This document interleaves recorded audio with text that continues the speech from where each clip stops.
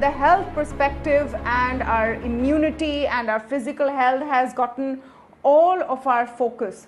What about the impact this has had on our mental health and our well-being, on anxiety and stress of suddenly living in a very new environment? And I think that's a very important facet of this conversation, which is why I'm pleased now to be joined by Ms. Neerja Birla, who's the founder of MPower and someone who works very closely on the mental health aspect in any case, especially now through COVID-19. Ms. Birla, thank you so much for speaking with us.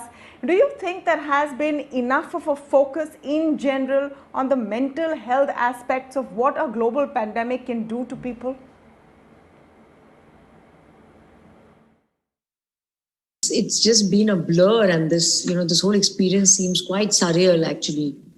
And I think to a large extent, like you're saying, even though a lot of people didn't get COVID or didn't test positive, it's obviously impacted everyone's mental health and everyone's lives to a very large extent, and it's really changed our lives a lot.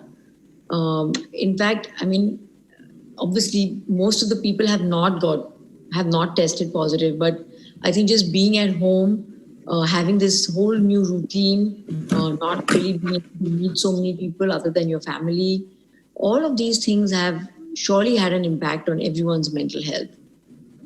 There's no question about that. What about the impact on young children, suddenly having to grapple with online schooling, not being able to meet their friends, and learning that even physical contact with others can be dangerous? Yes, absolutely. In fact, even at ABBA, when we started the new year, I mean, one would normally, like so say in grade 11, when you have new children coming in, there's a lot of interaction, a lot of icebreakers, and friendships are formed while going to school, obviously, when you meet them. But this time, since none of that has happened, they've had to obviously get to know people just online. So that in itself has been quite a different experience for the children. But I must say, as always, kids are just so resilient. They just adapt to new situations so well. And so also, even this time, I think the same has happened. They've just adapted to this whole environment, the new way of working, in a very strong and a very resilient manner. And it's really hats off to them. Because, and we all know that, being on Zoom, being online is very tiring. It just requires that much more concentration. And it is extremely tiring to be sitting in front of a screen for extended periods of time and for so long. That, of course, does have its repercussions. But I think on the whole, the children have been very, very, very resilient and have adapted to this situation really well.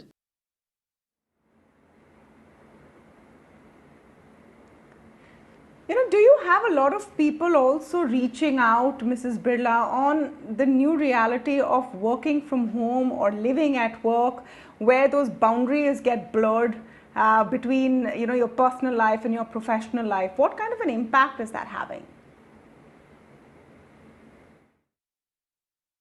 Absolutely, and actually that is something that we at MPower have been saying right from the start.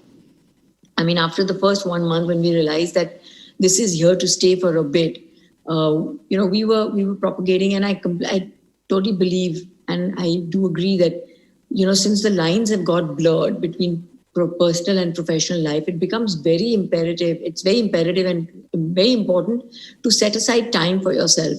It could be just time, set aside time, maybe even just for some exercise in the mornings and evenings, or just spend some time doing something other than work. Have a dedicated space where you can actually go and work at a desk or in a corner of the house, and that's the time when you're just going to be working.